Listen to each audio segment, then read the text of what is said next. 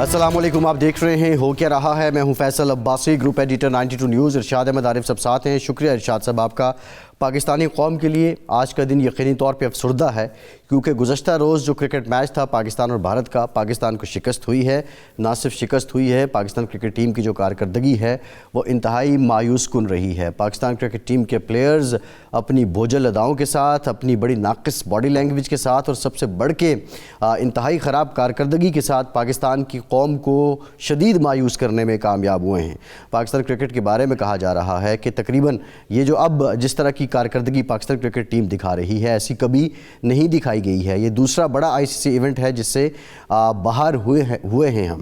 بہرحال اس پہ ہم بات کریں گے کہ بنیادی طور پہ ریزنز کیا ہیں، پلیئر ڈیولپمنٹس پہ کیا کام ہونا چاہیے، کیا نہیں ہو رہا۔ اتنی ہی ہماری ایکسپرٹیز ہیں کہ ایک کرکٹ کے ناظر کے طور پہ جتنا ہم کہہ سکتے ہیں، لیکن قوم کے جو سینٹیمنٹس ہیں آبویسلی ان کو ہم ضرور پرکھتے ہیں۔ پاکستان کے وزیر اعظم آذربائیجان میں ہیں، اور جو آذربائیجان کے صدر ہیں ان کے ساتھ بڑی ڈیٹیل گفتگو بھی ہوئی، پریس کانفرنس بھی ہوئی، مختلف جو سرگرمیاں ہیں وہ جاری ہیں۔ انتہائی اہم بات یہ ہے کہ پاکستان اور آذربائیجان کے بیچ جو تجارتی حجم ہے اس کو $2 ارب تک بڑھانے کے لیے جو تجارتی معاہدے ہیں وہ کیے جا رہے ہیں۔ وزیر اعظم پاکستان نے جو آذربائیجان کے صدر ہیں ان کے اپریل میں پاکستان آنے کی ان کو دعوت بھی دی ہے۔ آذربائیجان اور اس کے ساتھ جڑے دیگر ممالک پاکستان کی ریجنل کنیکٹیوٹی سے متعلق یہ کتنے اہم ہیں اور پاکستان کی معیشت پہ اور دونوں ممالک کی معیشت پہ اس کے کیا اثرات پڑیں گے، آج کے پروگرام میں ہم اس پر بھی بات کریں گے۔ ایک ڈیولپمنٹ اور ہے، پاکستان بار کونسل کے نمائندے جوڈیشل کمیشن کے جو ممبر تھے انہوں نے جوڈیشل کمیشن سے استعفیٰ دے دیا ہے۔ آئی ایم ایف کا وفد بھی پاکستان میں ہے، جو کلائمیٹ فنڈ ہے اس سے متعلق وہ اپنی ملاقاتیں کر رہے ہیں، اور یہ کلائمیٹ فنڈ اگر پاکستان کے پاس آ جاتا ہے تو پاکستان کو اس کا فائدہ کیا ہوگا اور اس کے عوض کرنا کیا ہوگا۔ موسمیاتی تغیر، موسمیاتی تبدیلی ایک بہت بڑا چیلنج ہے پاکستان میں۔ دوسری جانب جو خیبر پختونخوا کی حکومت ہے وہ وفاق سے 400 ارب روپے مانگ رہی ہے۔ فاٹا کے انضمام کے بعد وہ کہتے ہیں کہ یہ اخراجات ہیں جو وفاق نے دینے ہیں۔ یہاں پھر NFC ایوارڈ والا معاملہ آتا ہے، اور یہ KPK کا مطالبہ رہا ہے کہ فاٹا کے انضمام کے بعد NFC میں جو خیبر پختونخوا کا شیئر ہے اس کو بڑھایا جائے۔ اب وفاق کیا جواب دے گا، یقینی طور پہ یہ اہم نکتہ ہے۔ دوسری جانب جو اپوزیشن کا گرینڈ الائنس ہے اس سلسلے میں ملاقاتیں بھی جاری ہیں، اور جو سندھ کے مائدین ہیں ان سے سلمان اکرم راجہ، اسد قیصر نے ملاقات کی ہے، اور اسی طرح یہ بھی سننے میں آ رہا ہے کہ مولانا فضل الرحمان کے جو تحفظات ہیں اور PTI کے جو مس ٹرسٹ کے نکات ہیں ان پر بھی اب قربتیں بڑھ رہی ہیں۔ کیا رمضان المبارک میں اپوزیشن کا کوئی پائیدار گرینڈ الائنس بن جائے گا؟ آج کے پروگرام میں اس پر بھی بات کریں گے۔ ارشاد صاحب، بنیادی نقطہ یہ ہے کہ جو وزیر اعظم پاکستان کا دورہ ہے آذربائیجان کا، $2 ارب کا تجارتی معاہدہ آذربائیجان جیسے ملک کے ساتھ یہ بہت بڑا مائل سٹون ہوگا۔ یہ اس میں ڈیلیوریبلز کیا ہیں اور اچیویبل کیا ہے؟ دیکھیں، پہلے تو میرا خیال ہے آپ نے ذکر کیا ہے کرکٹ کا، لوگوں کو دلچسپی اب ان معاہدوں سے زیادہ کرکٹ میں ہی ہے۔ کل جب میں پہلا میچ تو صحیح بات ہے نہیں دیکھ سکا، پہلی اننگ پہلا یعنی جو پاکستان جب کھیلا ہے، بیٹنگ کی ہے، وہ حصہ میں نہیں دیکھ سکا۔ جب انڈیا بیٹنگ کر رہا تھا پہلے اوور میں نے دیکھا 2-3 کھلاڑی، بڑے کھلاڑیوں کو میں نے دیکھا، تو میں گھر بیٹھا تھا تو میں نے کہا کہ ایسا لگتا ہے جس طرح الیکشن کے نتائج ابھی آنا شروع نہیں ہوتے، اور جس امیدوار کو پتہ ہوتا ہے کہ نتائج کیا آئے ہیں یا 2, 4, 10 حلقوں کے آتے ہیں تو وہ چہرے جو ہیں وہ ہماری ٹیم کے چہرے اس وقت نظر آ رہے تھے۔ حالانکہ پہلا اوور تھا اور اس میں کچھ پتہ نہیں تھا کہ 242 کا جو ہے، لیکن 242 کا انڈیا جیسی ٹیم کو ٹارگٹ دینا، ہدف دینا بذات خود بہت کچھ بتا رہا تھا کہ نتائج کیا ہو سکتے ہیں۔ تو افسوسناک ہے کہ ہم نے ماشاءاللہ نئے جو قذافی اسٹیڈیم کی رینوویٹ بھی کر دیا، کراچی اسٹیڈیم کو بھی انٹرنیشنل سطح کا لیول کا ایک گراؤنڈ بنا دیا، لیکن ٹیم بھی کاش ہماری انٹرنیشنل لیول کی بن جاتی تو زیادہ بہتر تھا۔ لیکن بہرحال چلو، کرکٹ بائی چانس ہوتا ہے تو ایسے بائی چانس ہو جاتا ہے۔ یہ جو لوگ مایوس ہیں، مایوسی تو ہے۔ دوسرا یہ ہے کہ ہم توقعات بھی بہت بڑھا دیتے ہیں، یہ بھی مسئلہ ہے۔ اور تیسرا جو اہم چیز ہے کہ جب تک آپ کرکٹ سے، یعنی یہ دلچسپ بات ہے کہ سیاست جہاں ہونی چاہیے وہاں سیاست پر 100 قسم کی قدغنیں لگائی ہوئی ہیں، اور جہاں نہیں ہونی چاہیے وہاں ہو رہی ہے۔ اب کرکٹ میں جس طرح کہ یعنی میں 2-3 جو بڑے ہمارے سٹار پلیئرز رہے ہیں ان کے تبصرے کل جب میں سن رہا تھا، وہ بتا رہے تھے کہ پہلے تو ہمیں بتایا جائے کہ یہ سلیکشن کس نے کی ہے، کیا یہ سلیکشن کمیٹی کی سلیکشن ہے یا کسی اور کی مہربانی ہے، کوئی پرچی چلتی ہے، کیا ہوتا ہے، کیسے ہوتا ہے، کس انداز میں آپ انڈیا کے مقابلے میں پلیئر اتار رہے ہیں۔ اور اس سے پہلے جب ایک غلطی پہلے یہ ہوئی کہ نیوزی لینڈ سے ہم جو ٹرائنگولر سیریز تھی وہ ہار گئے، ٹرائی نیشن سیریز، ہاں ٹرائی نیشن جو تھی، اور اس کے بعد جب دوبارہ ہوا چیمپئنز ٹرافی میں اس کے مد مقابلہ ہے تو وہی ٹیم کھڑی کر دی۔ یہ تو پاکستان یعنی انڈیا سے پچھلے 4 میچ مسلسل ہار چکا تھا، اور نیوزی لینڈ سے بھی ہم 3 میچ ہارے ہیں مسلسل۔ نہیں، جب ایک میچ ہم نیوزی لینڈ سے ہارے ہیں، جو ٹیم ہاری ہے اس ٹیم میں تو بڑے پیمانے پر رد و بدل ہونا چاہیے۔ اسی ٹیم کو جب ایک ہاری ہوئی ٹیم کو ایک جیتے ہوئے جو ٹیم ہے اس کے مد مقابل لا کھڑا کریں گے تو کیا حاصل ہوگا آپ کو؟ ارشاد صاحب دیکھیں، تو یہ عجیب و غریب صورتحال ہے نا۔ بنیادی تو مسئلہ یہ ہے کہ چلیں جو نئے لڑکے آئے، آپ نے پک اینڈ چوز بھی کر لی، سلیکشن بھی ٹھیک نہیں ہوئی، لیکن جو سینئر پلیئرز ہیں، ایسے لگ رہا تھا کہ جو پاکستان کرکٹ ٹیم کے سینئر پلیئرز ہیں، بالخصوص بیٹرز ہیں، ان کو باندھ کے رکھا ہوا ہے انڈیا کے جو باؤلرز تھے انہوں نے۔ باڈی لینگویج ہوتی ہے نا، ہر ایک کی ایک باڈی لینگویج۔ یہ ہے کہ جب آپ ایک بڑی ٹیم کے مقابلے میں ایک ایسی ٹیم کھڑی کریں گے جو پہلے 2-3 میچ ہار چکی ہے اس ٹیم سے بھی اور باقی ٹیموں سے، تو اس کا باڈی لینگویج یہی ہوگا نا۔ یہ کیسے ہو سکتا ہے کہ ان کو اعتماد ہو کہ نہیں جی اب ہم جیت کے دکھائیں گے؟ یہ عجیب ایک نفسیاتی مسئلہ بھی ہوتا ہے نا۔ یہی میرا سوال ہے، یعنی اگر آپ اس لیے کھیل رہے ہوں کہ چلیں جی ہم روہت شرما کے مقابلے میں تو آگے کھیلنے کے لیے، یا جو وراٹ کوہلی کے مقابلے میں آگے، یہی آپ کا اگر ایم آبجیکٹ ہو تو پھر ٹھیک ہے۔ مسئلہ لیکن یہ اگر ہے کہ یہاں جیتنے پہ کے لیے آپ نے جانا ہے تو جیتنے کے لیے جو لوازمات ہیں وہ آپ کو پورے کرنے پڑیں گے۔ اچھا صاحب، میں آپ کی بات سے متفق ہوں۔ پتہ نہیں پی سی بی کے پاس کوئی سپورٹس سائیکالوجسٹ ہے، کوئی سپورٹس موٹیویشنل سپیکر یا کوچ یا ٹرینر ہے، ان پلیئرز کو فزیکل فٹنس سے زیادہ مینٹلی جو ہے وہ کچھ موٹیویٹ کرنے کی ضرورت ہے۔ کم از کم آپ ہاریں یا آپ جیتیں، جہاں پہ مسکرانا نہیں ہے وہاں پہ دانت نکال رہے ہیں، اور جہاں پہ آپ نے ایگریشن دکھانا ہے وہاں پہ بھی آپ دانت ہی نکال رہے ہیں، اور باڈی لینگویج آپ کی ایسی ہے کہ جیسے گیند آپ کو کھا جائے گی۔ تو یہ بہت سی چیزیں ہیں۔ بہرحال دیکھیں، ایک جو سب سے بڑی بات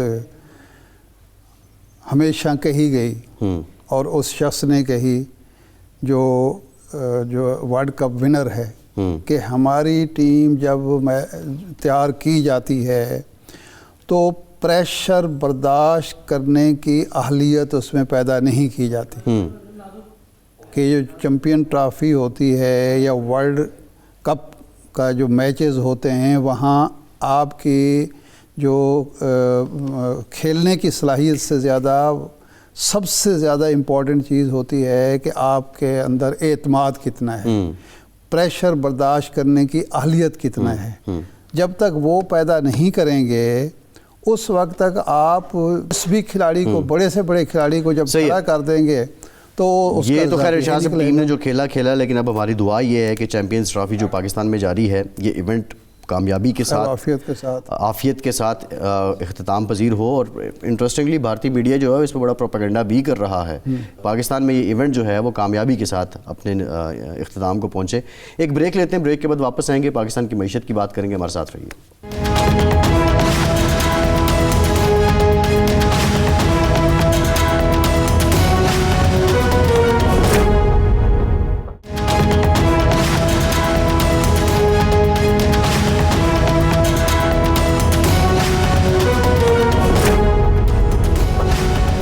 بریک کے بعد ایک بار پھر سے آپ کا خیر مقدم کرتے ہیں۔ ارشاد صاحب، جو آغاز میں نے سوال رکھا تھا آپ کے سامنے، ہم خیر کرکٹ پہ نکل گئے۔ $2 ارب آذربائیجان کے ساتھ $2 ارب کا تجارتی معاہدہ، ڈیلیوریبلز کیا ہیں دونوں طرف سے؟ کیا ڈیلیور کرنا ہے آذربائیجان نے، کیا ہم نے کرنا ہے، اور اچیویبل کیا ہے؟ دیکھیں پہلی بات تو یہ ہے سینٹرل ایشین اسٹیٹس جو ہیں نا آلموسٹ جو کچھ ہم پیدا کرتے ہیں آلموسٹ وہ بھی وہی پیدا کرتے ہیں کیونکہ وہ بھی ایگریکلچر کا ایک ہے. پھل فروٹ بہت اعلیٰ قسم کے وہاں پیدا ہوتے ہیں, سبزیاں پیدا ہوتی ہیں, کاٹن پیدا ہوتی ہے, شاید شوگر, یہ گنا, نیچرل ریسورسز اپنے اپنے ہیں, گیس ہے, پیٹرولیم ہے. اب اس میں سے ہم جو حاصل کر سکتے ہیں, اگر حاصل کرنا چاہیں گیس کا ہمیں بڑا ایڈوانٹیج مل سکتا ہے, لیکن وہ کیسے آئے گی, کس طرح آئے گی, یہ ایک سوال ہے. اور دوسرا یہ ہے کہ جو قطر سے ہمارے معاہدے ہیں وہ اس پہ اثر انداز ہوں گے نہیں ہوں گے, یہ ایک سوال تو ہے نا. اس میں وہ بہرحال وہ ہماری بہت زیادہ وہ کر سکتے ہیں. بنیادی سستی بھی پڑے گی ہمیں, انتہائی سستی پڑے گی. نہیں وہ تو اس پہ ہے نا کہ وہ معاہدہ آپ کس طرح کر رہے ہیں, معاہدہ کس طرح کرتے ہیں. سستی تو دیکھیں نا, سستی تو بہت ساری چیزیں ہمیں پڑ سکتی ہیں لیکن پڑتی نہیں ہیں. وہ روس کا تیل جو ہے انڈیا کو سستا پڑتا ہے, پاکستان کو مہنگا پڑتا ہے. کبھی پتہ چلتا ہے کہ پاکستان کی جو مشینری ہے ہماری جناب, ریفائنڈریز ہیں, وہ اس کو قبول نہیں کر رہی. کبھی کوئی اور مسئلہ بن جاتا ہے, گریڈنگ کا ایشو آ جاتا ہے. یعنی وہ امپورٹ کرتا ہے انڈیا, پھر وہ ایکسپورٹ کرتا ہے ریفائن کر کے, اور ہم اپنی ضرورت کے لیے بھی منگواتے ہیں تو پتہ چلتا ہے جی کوئی خاص سستا فرق نہیں پڑا. یہ تو ہمارے ماشاءاللہ جو شادماغ بیٹھے ہوئے ہیں پالیسی ساز, وہ ان کے اپنے مسائل ہیں. دوسرا جو ایشو ہے وہ یہ ہے کہ یہ سینٹرل ایشین اسٹیٹس جب آزاد ہوئی تھیں, سوویت یونین جب ٹوٹا تھا, تو اس وقت بہت بڑی اپرچونٹی تھی پاکستان کے لیے. بینکنگ سیکٹر سے وہ زیادہ واقف نہیں تھے, کارپوریٹ کلچر کا ان کو پتہ ہی نہیں تھا, کیونکہ وہ تو ڈیپینڈنٹ تھے نا سارے کے سارے, اور پھر روایتی لوگ تھے سارے, اور کمیونسٹ ایک چل رہا تھا, اکانومی چل رہی تھی جس میں لوگوں کو آپ نے سہولتیں فراہم کرنی تھیں, ٹیکس کا کوئی بہت زیادہ وہ نہیں تھا. تو ہمارے لیے بہت زیادہ اپورچونیٹیز تھیں, لیکن وہ دو وجوہات سے ضائع ہو گئیں. نمبر 1, افغانستان کی شورش ہم ختم نہیں کر سکے, یا ختم نہیں ہوئی, افغان جو لوگ تھے وہ انہوں نے ختم نہیں کی. اس میں ہمارا کتنا قصور ہے, ان کا کتنا قصور ہے, ہم بالکل بے قصور ہیں, امریکہ اس میں کتنا قصوروار ہے, وہ ایک یہ تھا. دوسرا جو لوگ یہاں سے گئے, حقیقت یہ ہے کہ ان سے وہاں کے جو لوگوں سے بات اس وقت ہوتی تھی, وہ کہتے تھے کہ یار یہ جو آئے ہیں بجائے اس کے کہ ہمیں کچھ سکھائیں, ہمیں کچھ بتائیں اور ہم تجارت کریں, یہ ایسے لگتا ہے کہ یہاں آئیں کہ شاید ہم کوئی یتیم لاوارث لوگ ہیں اور یہ ہم نے سب کچھ ہم سے لے کے چلے جائیں گے. تو ایسا ممکن نہیں. اب وہ خود بھی کافی چیزوں میں ٹرینڈ ہو گئے ہیں, ان کے ہاں بھی وہ ظاہر بات ہے 30-35 سال گزر گئے, سروائیو کیا انہوں نے, پھر ان کی ایک دولت مشترکہ بھی بن چکی ہے. تو اب بھی دیکھنا یہ ہے کہ شہباز شریف صاحب جب گئے ہیں, شہباز شریف صاحب ایک پریکٹیکل آدمی ہیں, عملیت پسند آدمی ہیں, وہ جب معاہدے کر کے آتے ہیں انہوں نے کہا کہ 1 مہینے میں ہم امپلیمنٹیشن کریں گے. اب یہ جو ہماری بیوروکریسی ہے, یعنی عالم یہ ہے کہ کل میں وزیر خزانہ کا بیان پڑھ رہا تھا, انہوں نے کہا کہ جی ہم FBR میں اصلاحات کے لیے کام کر رہے ہیں. 1 سال ہو گیا حکومت کو, FBR اس وقت سب سے زیادہ ہماری اکانومی ڈیپینڈنٹ ہے FBR پر, کیونکہ ہم بزنس ہے, اس لیے کہ ہم نے IMF سے جو وعدے وعید کر رکھے ہیں, اگر وہ 12,000 ارب کے ٹیکس وصول نہیں کرتے تو ہمارے لیے بڑے مسائل پیدا ہو جائیں گے اگر شارٹ فال ہوتا ہے. ہم اصلاحات کا بھی سوچ رہے ہیں. وہ بھائی جب آپ نے عدلیہ کو قابو کرنا ہو تو آپ 2 گھنٹے میں قانون سازی کر دیتے ہیں, میڈیا کو قابو کرنا ہو, پیکا ایکٹ لانا ہو تو سنتے نہیں ہیں کسی کی بات, اسٹیک ہولڈر سے مشورہ کیے بغیر آپ وہ کر دیتے ہیں. ویسے یہ صاحب یہ فیصلہ تو اگر اس پہ عمل درآمد ہوتا ہے کہ آپ پالیسی ساری فائنانس ڈویژن کو دے رہے ہیں اور FBR صرف ایک کلیکشن ہاؤس ہوگا, وہ ٹیکس کلیکٹ کرے گا, اس کا کوئی نہ کوئی آبویسلی ہوگا, ایک جو کارٹل FBR کے اندر بنا ہوا ہے ہونا چاہیے. اب ہمارے پاس اس کے علاوہ کوئی چارہ کار نہیں ہے. اب ایشو یہ ہے کہ شہباز شریف صاحب یہ چاہتے ہیں کہ ہم, کیونکہ وہ تو شہباز سپیڈ جو تھی وہ باہر بھی مشہور ہو گئی تھی نا, وہ تو ایک سپیڈ سے کام کرنے والے آدمی ہیں, وہ تو 18 گھنٹے کام کرتے ہیں, ٹھیک ہے نا. تو اب وہ چاہتے ہیں, لیکن دیکھنا یہ ہے کہ اب ان معاہدوں پر عمل درآمد کے سلسلے میں 3 فریق ہیں. حکومت ہے جس کا عزم ہے, ارادہ ہے کہ جی ہم نے یہ کرنا ہے, بیوروکریسی ہے جس نے امپلیمنٹ کرنا ہے, اور بزنس کمیونٹی ہے ہماری, جو ہماری بزنس اس نے کرنے ہیں نا یہ سارا کچھ. وہ کتنی ولنگ ہے آذربائیجان کے ساتھ تجارت کرنے میں, یہ بھی ایک ہے G2G. لیکن وہ B2B جب تک نہیں ہوگا, صرف G2G سے کام نہیں چلے گا نا. نہیں وہ میں تو شاہ صاحب جو ڈومیسٹک بات کروں, آپ نے بزنس کمیونٹی کی بات کی ہے, آذربائیجان تو ایک اور سبجیکٹ ہے. As of doing business provide کرنا ہے FBR نے, کاسٹ آف ڈوئنگ بزنس بہتر کرنی ہے گورنمنٹ نے, جس میں بجلی کا ایک بہت بڑا ایلیمنٹ آ جاتا ہے. اور یہ دونوں جو اصطلاحیں ہیں کم از کم پچھلے 10-12 سال سے تو میں آف اینڈ آن ان کو سنتا بھی ہوں, ٹی وی پہ بولتا بھی ہوں. اب یہ دونوں میں کوئی گریڈنگ ہماری بہتر نہیں ہوئی. کاسٹ آف ڈوئنگ بزنس تو اور بڑھ گئی ہے نا, 10 سال کی نسبت ہم بہت آگے چلے گئے. اب IMF کا ایک وفد یہاں پہ موجود ہے کلائمیٹ فنڈ کے سلسلے میں. اس سے پہلے IMF آیا, وزیر اعظم نے بات کی جب ان کی سربراہ سے ملاقات ہوئی دبئی میں, UAE میں.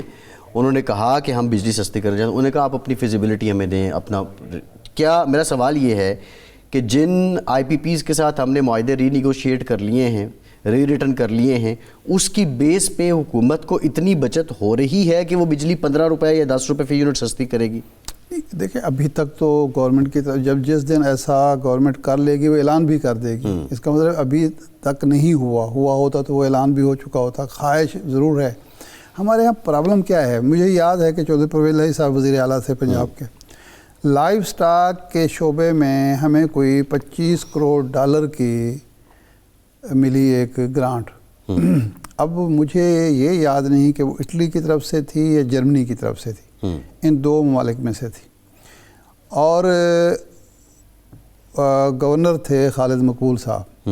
ایک دورے پہ DG خان وہ گئے, انہوں نے یہ مجھے خبر سنائی کہ جی یہ اتنے ہمارے مل رہی ہے, اور انہوں نے کہا کہ ہم مختلف ڈسٹرکٹس کو یہ دیں گے تو لائف سٹاک کے شعبے میں ہم کریں گے.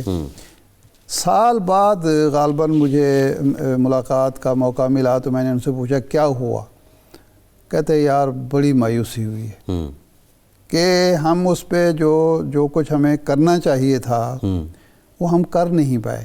اب جس ملک میں بہترین قسم کی گائیں پیدا ہوتی ہوں, بہترین قسم کی بھینسیں پیدا ہوتی ہوں, بہترین قسم کے بکرے, وہاں گوشت کا مسئلہ ہو, دودھ کا مسئلہ ہو, مکھن کا مسئلہ ہو, تو آپ اندازہ کر سکتے ہیں کہ کس قدر نااہلی ہے کہ ہماری جو دودھ بھی. اور شاہ صاحب بات تو یہ ہے کہ جو سب سٹینڈرڈ دودھ اب میں وہی کہہ رہا ہوں نا کہ جہاں بہترین قسم کے, یعنی یہ جو ہماری ساندل بار کی بھینسیں ہیں یا گائیں ہیں, دنیا میں اس کی مثال دی جاتی ہے. صحیح ہے ارشاد صاحب, ذرا اس پہ ہم بات کریں گے, یہ بڑا انٹرسٹنگ ہے. اور کنٹرول پہ بھی ہم بات کریں گے. شوکت یوسفزئی صاحب نے ہمیں جوائن کیا ہے, پاکستان تحریک انصاف کے سینئر رہنما ہیں. یوسفزئی صاحب, ہم ذرا وہ کٹے بکروں کی باتیں کر رہے تھے. ظاہر ہے آپ کی جماعت نے بھی ایک انیشیٹو لیا تھا, لیکن ہم بڑے لیول پہ آ جاتے ہیں. یہ بتائیے کہ جو اپوزیشن کا گرینڈ الائنس بننا ہے, یہ مولانا فضل الرحمان صاحب سے جو تعلقات کی بحالی ہے اس میں واقعی علی امین گنڈا پور صاحب رکاوٹ ہیں مولانا کے؟ ان سے متعلق کوئی ڈیمانڈز ہیں یا ریزرویشنز ہیں؟ بسم اللہ الرحمن الرحیم, بہت شکریہ. نہیں, میرے خیال سے یہ تو دیکھیں خان صاحب ہی جو ہے وہ اناؤنس کرتے ہیں جن کے ساتھ بات چیت کرنی ہوتی ہے, پھر اس کے لیے کمیٹی جو بنی ہے وہ کمیٹی جا کے ان سے بات کرتی ہے. تو اب تک جو بات چیت ہو رہی تھی وہ عمران خان کی اجازت سے ہی ہو رہی تھی. تو میرے خیال سے علی امین گنڈا پور صاحب کا ٹھیک ہے, حلقہ ایک ہے, ان کے بھی تحفظات ہوں گے. کچھ تحفظات کا اظہار مولانا صاحب نے بھی کیا, آپ کے علم میں ہے. لیکن میرے خیال سے جب آپ کسی گرینڈ الائنس کی طرف جاتے ہیں تو پھر آپ بہت ساری چیزوں کو پس پش ڈال کر جن نکات کے اوپر بات چیت ہو سکتی ہے اس پہ بات ہوتی ہے. تو میرے خیال سے اس وقت جو سب سے امپورٹنٹ چیز ہے وہ ہے کہ یہ پارلیمنٹ جائز ہے نہیں ہے, رول آف لا اس ملک کے اندر نہیں ہے, پارلیمنٹ کی بالادستی نہیں ہے, اس کے علاوہ فریش الیکشن کا ڈیمانڈ بھی ہوتا ہے، یہ بھی ہوتا ہے کہ یہ ناجائز حکومت ہے، اس کے خلاف تحریک چلائے، اس کو ختم کیا جائے. تو بہت سارے نکات ایسے ہیں جس پہ بات چیت ہو رہی ہے. تحفظات اپنی جگہ، اگر وہ ختم ہوتے ہیں تب بھی ٹھیک ہے، نہیں ختم ہوتے ہیں تو تب بھی ایسے نکات ہیں جس پہ اتحاد ہو سکتا ہے. باقی تو آپ کو پتہ ہے ہر پارٹی اپنا نظریں رکھتی ہے، سوچ رکھتی ہے، ان کو اس سب تو ایک سوچ پہ یا ایک نظرے پہ اکٹھے نہیں ہو سکتے، لیکن چھوٹی چھوٹی باتیں ہوتی ہیں جو انشاءاللہ تعالیٰ وہ حل ہو جائیں گے. ویسے مولانا فضل الرحمان کی شرائط کیا ہیں، کیا ڈیمانڈ وہ کرتے ہیں جس کی وجہ سے یہ معاملہ ڈیلے ہو رہا ہے؟ سال تو ہو گیا نا الیکشن کو، اور ایک سال کے ایسے میں آپ کا اور ان کا موقف ایک ہی رہا ہے کہ الیکشن میں وہ ٹھیک ہے، وہ کے پی کے میں بھی کہتے ہیں 20 حلقوں میں آپ کے حق میں دھاندلی ہوئی ہے، لیکن کیا کیا ڈیمانڈز ہیں جو آپ پوری نہیں کر پا رہے اس لیے تاخیر ہو رہی ہے؟ ڈیمانڈ تو خیر نہیں ہے، ان کا صرف یہ تھا کہ ظاہر بہت سے اختلافات رہے ہیں دونوں پارٹیوں کے درمیان، ایک بڑی خلیج رہی ہے اور تحفظات ہیں دونوں طرف سے ایک دوسرے کے خلاف، اور میرے خیال سے اوپر لیول پہ تو کافی حد تک چیزیں کلیئر ہو رہی ہیں، جو ورکر لیول تک لانے کے لیے تھوڑا ٹائم لیا جا رہا ہے. تو اور اس طرح کو ڈیمانڈ کوئی بھی نہیں ہے. ہاں یہ ڈیمانڈ ہے کہ وہ یہ سمجھتے ہیں کہ جی کے پی میں بھی دھاندلی ہوئی ہے اور اس لیے یہاں پہ بھی الیکشن کرایا جائے. تو ہم تو تیار ہیں الیکشن کے لیے، ہم نے تو کبھی وہ نہیں کیا کہ جی ہم الیکشن کے لیے تیار نہیں. تو یہ میرے خیال سے ایسا باقی ان کا حق ہے تنقید کرنا، جب تک اتحاد میں وہ شامل نہیں ہوتے ان کا حق ہے وہ تنقید کرتے ہیں. بہت سارے لوگ کر رہے ہیں، گورنر یہاں بیٹھا ہوا ہے، اس کا اور کوئی کام ہی نہیں ہے، صبح سے شام تک 12 کے 13 تو انہوں نے سوشل میڈیا کے لوگ رکھے ہوئے ہیں گورنر کے پی نے. اب کام ان کے پاس کھٹ نہیں ہے. یوسف زئی صاحب وہ تو سوشل میڈیا کے لوگ تو پچھلے ٹائم میں کے پی میں جو ہے وہ سرکاری خزانے سے بھی تنخواہیں دیتے ہیں. ہمارے سے تو ہے، ہم تو کام کر رہے ہیں نا. لیکن میرا سوال یہ ہے کیا مولانا فضل الرحمان صاحب کی طرف سے یہ مطالبہ رکھا گیا کہ کے پی کے میں پہلے وزیر اعلیٰ کی تبدیلی لائی جائے، اور وہ یہ کہتے ہیں کہ اس میں آپ کو کوئی رکاوٹ بھی نہیں ہے، 2/3 آپ کے پاس موجود ہے؟ نہیں، ایسی کوئی تجویز نہیں آئی ہے، اور مخالفت ضرور کی ہوگی کیونکہ حلقہ ایک ہے، اور علی امین گنڈاپور صاحب کے خلاف جو گورنر زیادہ لگا ہوتا ہے، یا تو ان کا وجہ یہ ہے کہ انہی سے تو انہوں نے شکست کھائی ہے. گورنر فیصل کنڈی صاحب بھی ہار چکے ہیں اور مولانا صاحب بھی ہار چکے ہیں، تو ظاہر ہے. لیکن لائم لائٹ میں تو ڈی آئی خان ہی ہے نا یوسف زئی صاحب، پھر بھی جی لائم لائٹ میں تو ڈی آئی خان ہی ہے. جی بالکل ہے. اور میرے خیال سے جو اس وقت کمیٹی میں جو بات چیت ہو رہی ہے، جہاں تک میں سمجھاؤں اور جہاں تک ہم اپنے لوگوں سے بات چیت کرتے ہیں، تو مولانا صاحب کی کافی حد تک چیزیں کلیئر ہو گئی ہیں. کیونکہ ایک چیز جو ان کے ذہن میں تھا کہ جی پتہ نہیں اختیار کس کے پاس ہے پی ٹی آئی کا، اور ہم کس سے بات کر رہے ہیں، تو وہ چیزیں بھی اب حل ہو رہی ہیں آہستہ آہستہ. اور ان کے لوگوں نے یہ خود تسلیم کیا ہے. اس دن مرتضیٰ صاحب تھے میرے ساتھ پروگرام میں، انہوں نے بھی تسلیم کیا، اور جو ہم حافظ عبداللہ صاحب ہیں انہوں نے بھی تسلیم کیا کہ یار ہم نے معاہدہ تو پی ڈی ایم کے ساتھ بھی کیا تھا، اور پی ڈی ایم نے تو ہمیں ریٹرن دیا تھا کہ آگے کیا کرنا ہے. لیکن جب وہ حکومت ختم ہوئی اور نئی حکومت کی طرف گئے تو انہوں نے ہمیں چھوڑ کے اپنے لیے خود حکومت بنا لی. تو دھوکہ تو انہوں نے بھی دیا. تو اس لیے انہوں نے کہا کہ ہمارے تحفظات ہیں، لیکن یہ تحفظات جو ہے نا اب میں نہیں کہہ سکتا کہ جب ہمیں ریٹرن دیں یا کوئی گارنٹی دیں، کیونکہ گارنٹی تو ہم پہلے ہی لے چکے تھے، لیکن وہ گارنٹی پہ پورے نہیں اترے ہیں. تو بہرحال یہ دیکھیں مختلف پارٹیوں کا اپنے اپنے تحفظات ہوتے ہیں. گارنٹی آپ دے چکے تھے، وہ نہیں پورے اترے؟ نہیں اچھا، پی ڈی ایم کی بات کر رہے ہیں. پی ڈی ایم کے ان سے کوسچن ہوا نا کہ آپ کیا گارنٹی مانگ رہے ہیں پی ٹی آئی سے، تو عبداللہ صاحب نے کہا کہ نہیں، گارنٹی تو ہم پہلے ہی لے چکے تھے پی ڈی ایم سے، تو انہوں نے ہمارے ساتھ کون سے وفا کی ہے. تو مطلب گارنٹی نہیں ہوتی ہے، لیکن چیزیں جو ہوتی ہیں ظاہر ہے اتنے اختلافات رہے تو اس حوالے سے تھوڑا ٹائم لگے گا. اور ساتھ ساتھ یہ بھی ہے کہ جو اب تک بات چیت ہوئی وہ کافی حوصلہ افزا ہے، اور مجھے لگتا ہے انشاءاللہ کہ عید سے پہلے کوئی خدوخال اس کا سامنے آ جائے گا.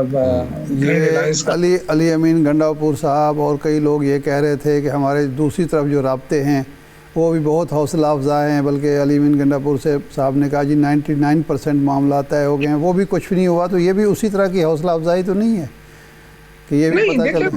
وہ الگ ایشو ہے، وہ الگ ایشو ہے. اس میں تو خان صاحب بھی شاید رکاوٹ ہوں، کیونکہ عمران خان جو ہے وہ مجھے نہیں لگتا کہ وہ کوئی این آر او لے گا یا کسی ڈیل پہ، میرا نہیں خیال ہے. اور کیونکہ اب تک ان کو کافی مرتبہ آفرز تو ہو گئی ہیں، تو ہم بھی سن رہے ہیں، پارٹی کے اندر سے لوگوں نے بھی بتایا ہے. آج سلمان اکرم راجہ صاحب نے کراچی میں کہہ دیا ہے، حمید میر صاحب کو اس دن میں انٹرویو دیکھ رہا تھا، انہوں نے بھی کہا کہ ان کو آفرز ہوئی ہیں لیکن وہ ایکسیپٹ نہیں کر رہے ہیں. تو میرے خیال سے یوسف زئی صاحب ایک پہلو اور بھی ہے، یہ جو جس چینل کا ارشاد صاحب نے ذکر کیا، ہم یہ دیکھ رہے ہیں کہ مریم نواز صاحبہ ایکٹیو ہیں، جو میسز ہیں ان کے ساتھ وہ گفتگو کر رہی ہیں. نارووال میں جلسہ کیا، آج ہارس اینڈ کیٹل شو ہے، بلکہ اس میں آرمی چیف نے بھی شرکت کی ہے. وزیر اعظم صاحب ڈی جی خان پہنچے، وہاں انہوں نے جلسہ کیا، اور سننے میں آ رہا ہے کہ نواز شریف صاحب بھی جلسہ کریں گے. یہ جو مسلم لیگ نون کی ایکٹیویزم ہے، کیا یہ اسی سلسلے کی کوئی کڑی ہے کہ ارلی الیکشن پہ کوئی انڈرسٹینڈنگ ہو رہی ہے اور اس پہ بات چیت چل رہی ہے اور یہ اپنا ہوم ورک کر رہے ہیں؟ ابھی دیکھیں، اب تک تو یہ عوام کو ریلیف نہیں دے سکے. یہ تو کہتے ہیں نا کہ ہم سنگل ڈیجٹ پہ مہنگائی لے آئے ہیں، تو میں تو خود سامان خریدتا ہوں گھر کا، تو آئی نہیں ہے، تو یہ کیسے دعوے کر سکتے ہیں؟ عوام کو تو ریلیف نہیں دیا ہے. اب اینڈ پہ جا کے یہ جو بجلی کی قیمتوں میں کمی کی بات کر رہے ہیں، تو مجھے یہ ارلی الیکشن کی طرف ہی جاتے ہوئے لگ رہا ہے معاملات، کیونکہ اب ان سے معاملات سنبھالے نہیں جا رہے. اب ایشوز کافی گمبھیر ہو گئے ہیں، اور اب جو قرضے انہوں نے لینے تھے وہ قرضے بھی لے لیے، اب مزید قرضے بھی لے رہے ہیں، لیکن چیزیں آگے نہیں بڑھ رہی ہیں. آپ کی ایکسپورٹ جو ہے وہ بڑھ نہیں رہی ہے، کیونکہ آپ کے 187 ٹیکسٹائل ملیں بند ہو گئی ہے پنجاب میں. آپ کا سرمایہ کار جو ہے وہ بھاگ رہا ہے، نوجوان بھاگ رہا ہے. تو جب آپ کے یہاں پہ لا اینڈ آرڈر کا مسئلہ ہو، جب رول آف لا نہیں ہے، اور عدالتوں کا یہ نظام ہے کہ اس میں گروپ بندیاں سامنے آ رہے ہیں کہ یہ میرا جج ہے، یہ آپ کا جج ہے، تو اس سے تو مجھے لگ رہا ہے کہ انویسٹر کہاں سے آئے گا؟ اور جب انویسٹمنٹ نہیں ہوگی تو یہ جو معیشت کے دعوے ہو رہے ہیں یہ کہاں سے پورے ہوں گے؟ یہ کیسی معیشت ہے کہ یہ عوام کو کوئی ریلیف ہی نہیں مل رہا ہے اس سے. نہیں، وزیر خزانہ ہمارے جو وزیر خزانہ ہے یوسف زئی صاحب، وہ تو ایک ٹیکنوکریٹ ہیں، اور وہ مسلم لیگ نون کے سچ ممبر یا ایکٹیوسٹ نہیں ہیں. وہ بھی کہہ رہے ہیں کہ معاشی استحکام آ گیا ہے، اب ہم ریلیف کی جانب جا رہے ہیں. تو میرا نہیں خیال کہ وہ انٹرنیشنل اداروں سے وابستہ رہے ہیں، کوئی غلط بیانی کر رہے ہوں گے. معاشی استحکام کہیں نہ کہیں تو ہوا ہے، جس کی وجہ سے ڈالر بھی وہیں کا وہیں ٹکا ہوا ہے. آپ کی طرف سے ریمیٹنسز کی جو بائیکاٹ کی بات تھی وہ بھی نہیں ہوئی، بلکہ ریمیٹنسز میں دسمبر میں اور جنوری میں اضافہ ہوا ہے.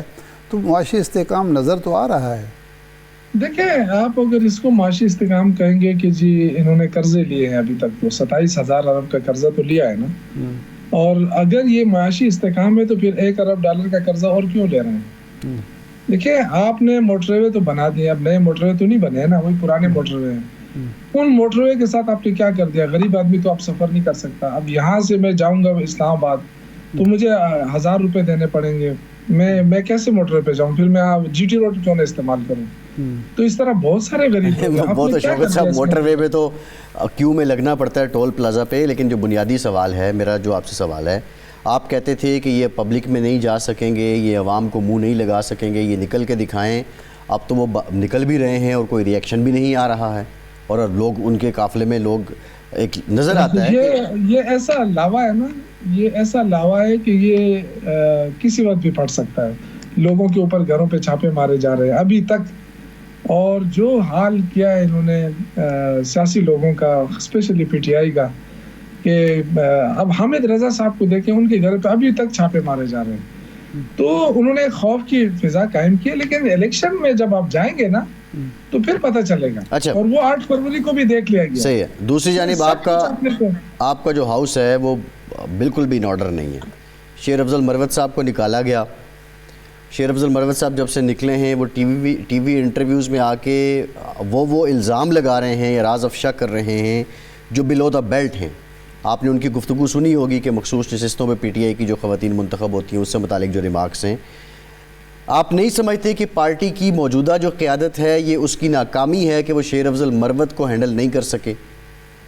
جب ان کو پارٹی سے نکال دیا گیا تو پھر کیا ہینڈل کریں؟ پھر تو اب میں کیا کہہ سکتا ہوں. ان کے خلاف پارٹی ڈسپلن ایکشن ہوا ہے. میں خود ان کے حق میں تھا اور میں ان کے لیے آواز بھی اٹھائی تھی، لیکن جس طریقے سے وہ انٹرویو دے رہے ہیں، جس طریقے سے وہ صرف اپنے آپ کو وہ کر رہے ہیں، پارٹی کو پیچھے چھوڑ رہے ہیں، تو یہ میرے خیال سے، ہم تو پارٹی کے لوگ ہیں، ہم نے ہمیشہ ورکروں کے لیے جنگ لڑی ہے، کارکنوں کے لیے. میں نے اس کے لیے بھی آواز اٹھائی تھی، لیکن مجھے بڑی مایوسی ہوئی ہے پتہ نہیں اس کے پیچھے کون سی لابی ہو سکتی ہے, کیا کون لوگ ہیں جو ان کو ورغلا رہے ہیں, کیونکہ یہ کچھ عرصے تک ٹی وی پہ نہیں کمپرومائز لیکن یوسف صاحب یہ بھی تو سوچا جا سکتا ہے نا کہ ان کو اتنا تنگ کیا گیا ان کی پاپولیرٹی کی وجہ سے, ان کی بولڈنس کی وجہ سے, کہ وہ بیچارے جو ہیں ایک شکار ہوئے فرسٹریشن کا, اور اس کا فائدہ اٹھا کے ان کو پارٹی سے نکال دیا گیا. نہیں دیکھیں, پارٹی سے نکالنا آپ کو بھی پتہ ہے کہ اگر بات چیت ہو جاتی ہے, خان صاحب کو مطمئن کر لیا جاتا ہے اور ہو جاتے, ہم سب ان کے حق میں تھے. لیکن میں نے کہا کہ جس طریقے سے وہ اب لگے ہوئے ہیں نا پارٹی کے, تو نقصان تو وہ پارٹی کو دینا چاہتے ہیں نا. لیکن آپ کے خیال میں کتنا نقصان پہنچا سکتے ہیں, کس پوزیشن میں؟ نہیں, میں اتنا نقصان نہیں ہوگا, صرف اپنی پاپولیرٹی ایک حد تک وہ کریں گے اور اس کے بعد ان کی پاپولیرٹی بھی ختم ہو جائے گی اگر عمران خان کا نام ان کے ساتھ نہ رہا. اگر بالفرض وہ سیٹ چھوڑ دیتے ہیں, دوبارہ الیکشن ہوتے ہیں, تو آپ کے خیال میں وہ الیکشن جیت سکتے ہیں؟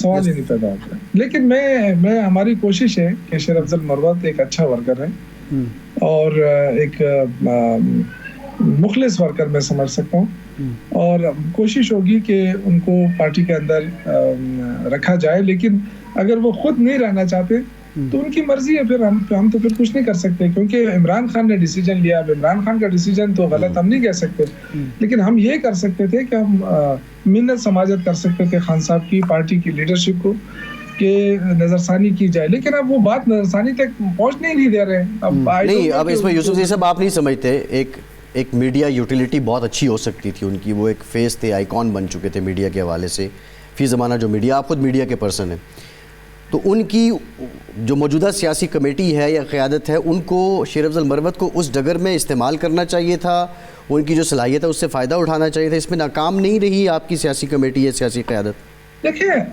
اس طرح تو دیکھیں, گلہ میں بھی کر سکتا ہوں نا, میں 96 سے ہوں اور نہ حکومت میں ہوں, نہ پارٹی کے کسی عہدے پہ ہوں, نہ صوبائی عہدیدار ہوں, نہ مرکزی عہدیدار ہوں. ابھی گلہ تو مجھے بھی کرنا چاہیے تھا نا, شیر افضل مروت تو ابھی آئے ہیں.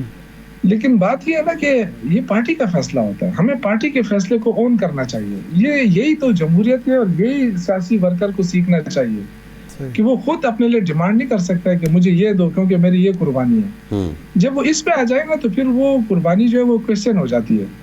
تو میرا چونکہ کلاس فیلو بھی ہے, بہت اچھا دوستی بھی ہے, میں نے ان کو اس دن بھی میں نے رات کو فون کیا, بات چیت کی, میں نے ان سے کہا کہ ہم سارے آپ کے ساتھ ہیں, لیکن پلیز آپ جو ہے نا تھوڑا سا اپنے آپ کو کنٹرول کر لیں تاکہ ہم آگے بات بڑھائیں. لیکن اس کے بعد انہوں نے 2-3 انٹرویو ایسی دے دی کہ آئی ڈونٹ نو اب میں کیا کہہ سکتا ہوں. اب تو وہ سیدھا خان صاحب اور نہیں, یہ کمپرومائز نہیں ہے, وہ تھوڑا سا تیز ہیں یا وہ ہے, اب میں کیا کہوں ان کے بارے میں, کیا لفظ استعمال کروں. وہ خود جو اپنے بارے میں کہتے ہیں وہی ہوگا کہ کریک ہوں میں. کنٹرول میزائل ہے, وہ ایسا میزائل ہے کہ اس کو کوئی کنٹرول نہیں کر سکتا. تو میں نے تو ریکویسٹ کی تھی کہ جی تھوڑے دن تک وہ رہیں تاکہ ہم آپ کو واپسی کے لیے کوئی راستہ بنائیں. لیکن انہوں نے جو انٹرویو دیے, اب دیکھو کیا ہوتا ہے, کیونکہ خان صاحب کے ساتھ ہماری ڈائریکٹ ملاقات تو ہو نہیں رہی ہے. اب ہمیں کون روک رہا ہے, کیا نہیں کر رہا ہے, یہ بھی ایک الگ کوسچن ہے. وہ تو یہی کہتے ہیں نا, وہ تو یہی کہتے ہیں کہ خان صاحب سے ملنے ہی نہیں دیا جاتا ایسے لوگوں کو جو سچی بات کر سکتے ہیں. میں تو یہ عرض کر رہا ہوں نا ارشاد صاحب کہ دیکھیں خان صاحب سے اب شیر افضل مروت تو پھر بھی مل چکے ہیں. ہم جو پارٹی کے ورکر ہیں, جو چھوٹے چھوٹے ورکر ہیں, ہمیں تو ملنے ہی نہیں دیا جا رہا, تو وہ تو ایک الگ بات ہے. لیکن اب میں کیا کروں کہ میں نکل کے اب پارٹی کو لتاڑنا شروع کروں کہ جی میری اس پارٹی میں جگہ نہیں بن رہی ہے یا مجھے عہدہ نہیں مل رہا ہے. نہ ملے تو نہ ملے, میں اپنا کام کر رہا ہوں, میں اپنی پارٹی کو ہر پلیٹ فارم پہ ڈیفینڈ کر رہا ہوں. میرا اس سے کوئی مطلب نہیں ہے کہ مجھے کوئی. اچھا یہ بتائیں, جس طرح آپ یہ کہہ رہے ہیں کہ مروت صاحب جو ہیں وہ مخلص بھی ہیں, ہارڈ ورکر بھی ہیں, جذبہ بھی ہے ان کے اندر, ان کو واپس لینا چاہیے, ہم منت سماجت کریں گے. فواد چودھری صاحب ہیں, عمران اسماعیل ہیں, علی زیدی ہیں, کئی اور لوگ ہیں, پرویز خٹک صاحب تو شاید JUI میں جا رہے ہیں. تو کیا ان کی واپسی بھی ہونی چاہیے؟ آپ سمجھتے ہیں کہ ان کو واپس آنا چاہیے, مجبوریاں تھیں جس کی وجہ سے یہ نکلے یا نکالے گئے؟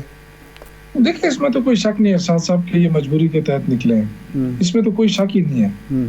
اب باقی جو لوگ عمران خان کے خلاف کھل کر بولے ہیں شاید ان کے لیے تو میرا نہیں خیال ہے کہ عمران خان صاحب اجازت دے دیں، لیکن فواد چودھری صاحب کے جہاں تک تعلق ہے تو جب بھی کوئی 9 مئی کے حوالے سے جو کیس ہوتا ہے اڈیالہ جیل میں، وہ جاتے ہیں خان صاحب سے ملتے ہیں، پھر آ کے بتاتے ہیں، تو ان کی ہمدردیاں ابھی تک پی ٹی آئی کے ساتھ ہیں۔ اب وہ ان کا مسئلہ یہ ہے کہ وہ جو موجودہ قیادت ہے ان کے ساتھ ان کی نہیں بن رہی، یا وہ موجودہ قیادت ان کو ایکسیپٹ نہیں کر رہی، یا جو بھی ہو، تو وہ ایک دوسرے کے خلاف جو بیان بازی ہو رہی ہے نا، وہ میرے خیال سے نہیں ہونا چاہیے۔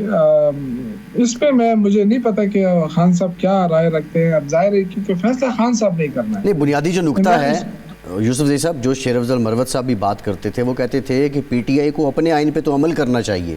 پی ٹی آئی کے تو آئین میں یہ ہے ہی نہیں کہ آپ اوپر سے سیکریٹری جنرل لگا دیں، سیکریٹری جنرل منتخب ہوگا، ایڈ ہاک سیکریٹری جنرل کا کوئی کنسیپٹ ہی موجود نہیں ہے، یا آئین بدلیں یا جو آئین میں لکھا ہے اس پہ عمل کریں۔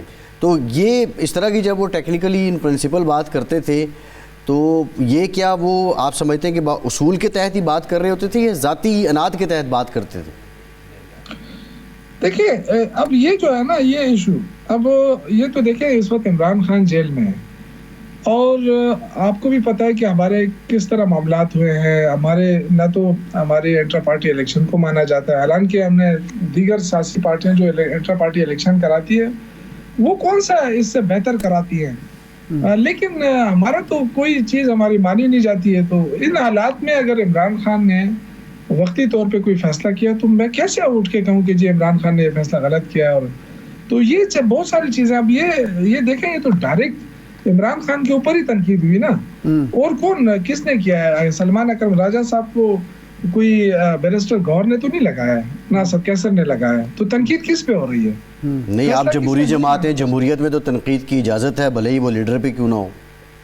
نہیں بالکل ہو، لیکن میں نے کہا کہ جو حالات کو بھی دیکھیں نا، آپ تو پارٹی چھوڑ کے چلے گئے تھے نا، جب آپ واپس آ رہے ہیں تو آپ کو ساری چیزیں آپ یاد آ رہی ہیں، تو تھوڑا سا دیکھیں ہر طرف۔ میں یہ کہہ رہا ہوں کہ جتنے بھی لوگ ہمیں چھوڑ کے گئے اس میں سے وہ لوگ جنہوں نے پارٹی کے خلاف کام نہیں کیا ہے، جنہوں نے پارٹی کو نقصان نہیں دیا ہے، ان سب پہ سوچ ہو سکتا ہے، غور ہو سکتا ہے، لیکن فیصلہ عمران خان نہیں کرنا ہے۔ تو اگر ہم عمران خان کے فیصلوں پر ہی اعتراض کرنا شروع کر دیں تو پھر مجھے نہیں پتا ہے، کیونکہ فیصلہ تو انہوں نے ہی کرنا ہے۔ صحیح ہے یوسف زئی صاحب، بہت شکریہ آپ کا، آپ ہمارے ساتھ موجود تھے۔ ایک بریک کے بعد واپس آتے رہیے۔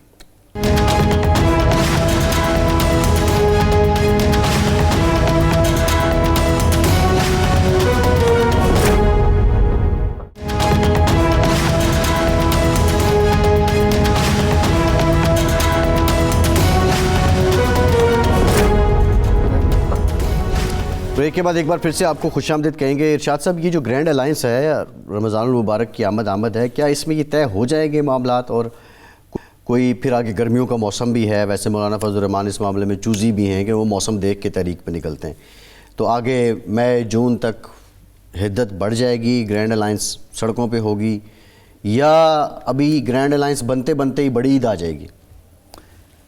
پہلی بات تو یہ ہے کہ یہ پہلے بھی بات ایک دفعہ 77 میں ثابت ہو چکی ہے کہ سیاسی ورکر کے لیے، جو جینوئن سیاسی ورکر ہے، اس کے لیے موسم کوئی اہمیت نہیں رکھتا، اور یہ ہم نے پچھلے 2-2.5 سال 3 سال میں بھی دیکھا ہے۔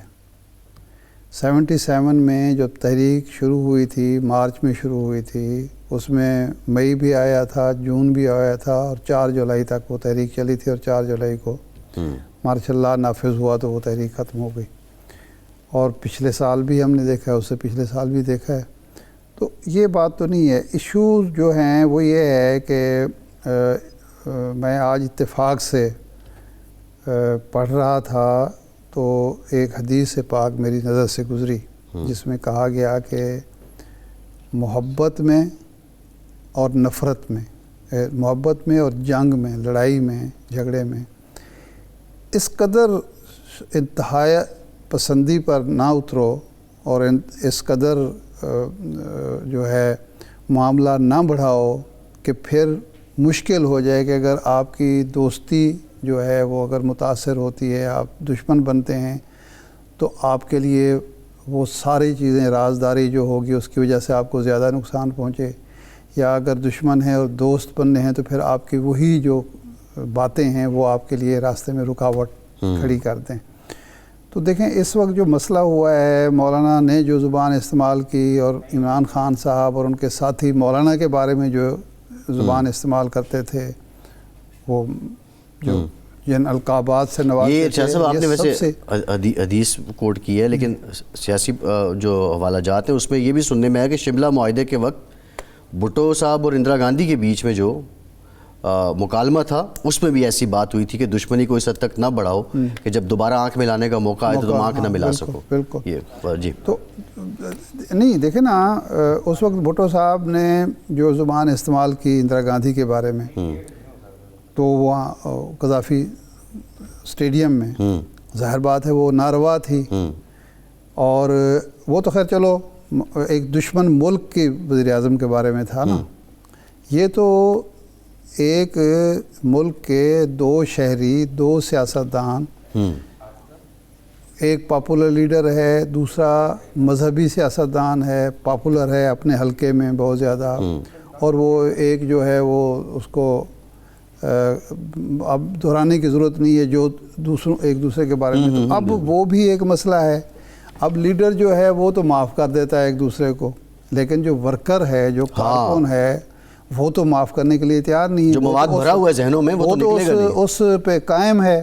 وہ تو نہیں سمجھتا کہ جی مولانا نے اگر جو کچھ کہا تھا وہ ایک وقتی غصے کا اظہار تھا، یا خان صاحب جو کہتے رہے ہیں وہ جناب بس ایسے وقتی باتیں تھیں. وہ تو یقین رکھتے ہیں اس بات پہ کہ واقعی یہ سب کچھ جائز تھا، درست تھا.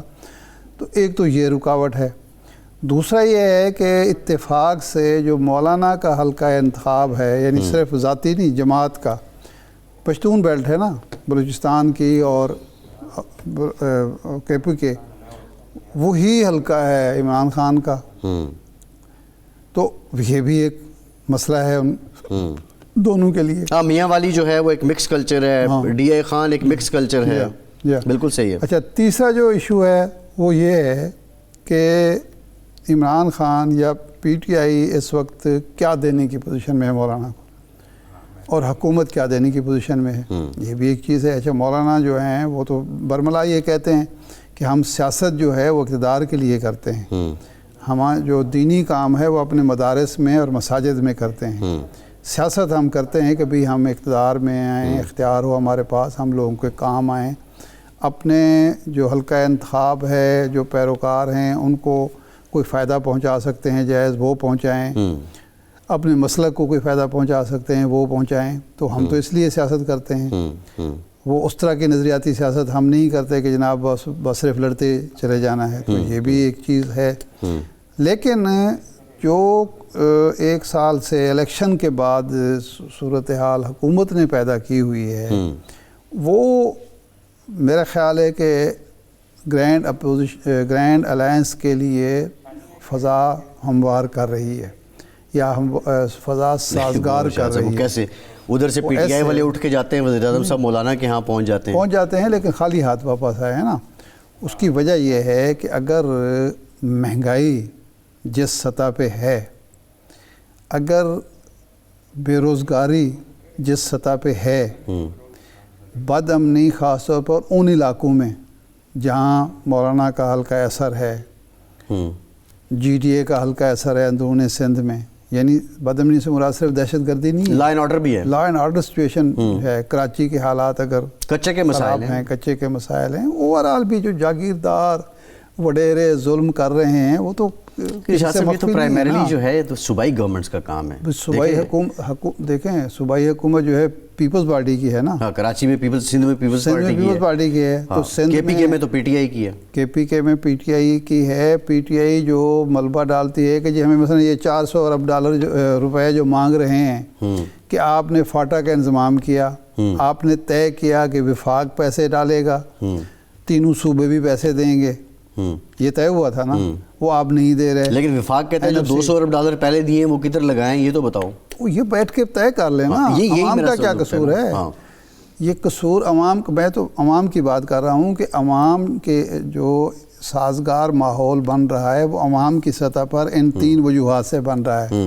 مہنگائی کی وجہ سے، بے روزگاری کی وجہ سے، لا قانونیت नहीं, महंगाई कम नहीं हुई, महंगाई रुक गई है। हाँ, रुक गई कौन है। सी चीज़ कम हुई? हाँ, रुक गई है, बिल्कुल ठीक है, सही वो कह रहे बताया जाए ना कि जी ये आइटम जो हैं ये कम हो गए हैं। हैं।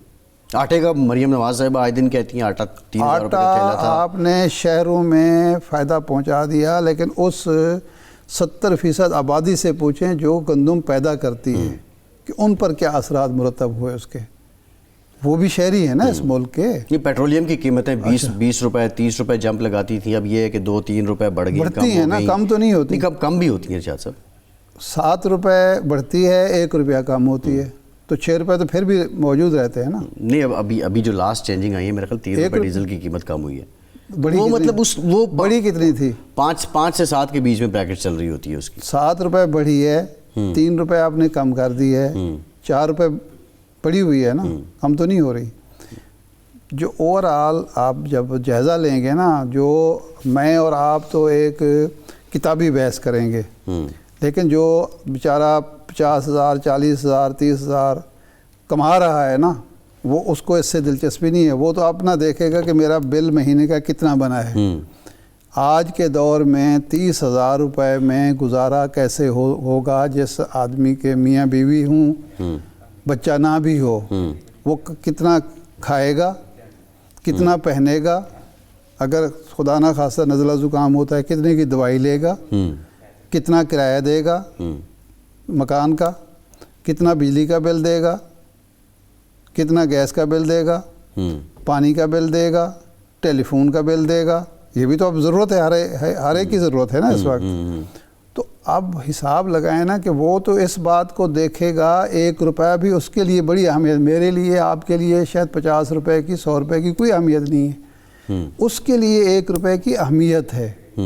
पेट्रोल की कीमत में 1 रुपये इजाफा मुझे आपको कुछ नहीं लगता, उसको लगता है। जिसने 20 लीटर पेट्रोल डलवाना है उसको 20 रुपए इजाफी देने पड़ते हैं। सही है, ठीक उसके है। लिए माना रखता है।